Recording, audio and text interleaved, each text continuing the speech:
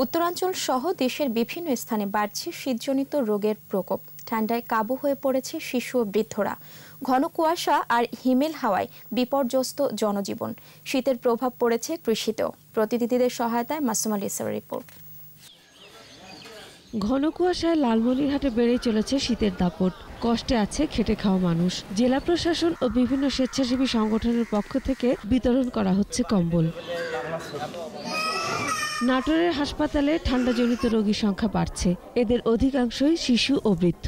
বাচ্চাটা পাতলা পায়খানা ঠান্ডার জন্য হয়েছে। আজ 3 দিন হলো হাসপাতালে ভর্তি আছি। পায়খানা, জ্বর, বমি, অ্যাকুট রেসপিরেটরি ইনফেকশন এগুলো আমরা বলি, বা জ্বর, কাশি, সাধারণত কোল্ড অ্যালার্জি, এই যে সমস্যাগুলো হয়ে থাকে।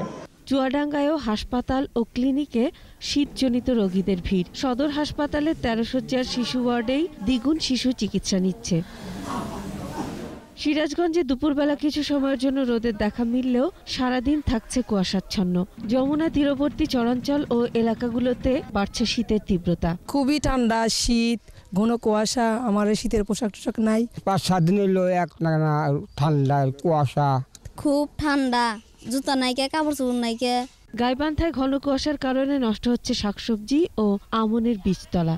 শাকসবজি বনছিলাম আপা, একবার বনছিলাম আর একবার ফের বোনার লাগবে। শীতের কারণে কোনো কিছু হচ্ছে। কয়েকদিন থেকে কুয়াশা বেশি, আবার কুয়াশার কারণে বেসন টেসনের ক্ষতি হয়ে যাচ্ছে। দুস্থদের মাঝে শীতবস্ত্র বিতরণ করা হলেও তা প্রয়োজনের তুলনায় অপ্রতুল। মাসুম আলিসা, 21 টেলিভিশন।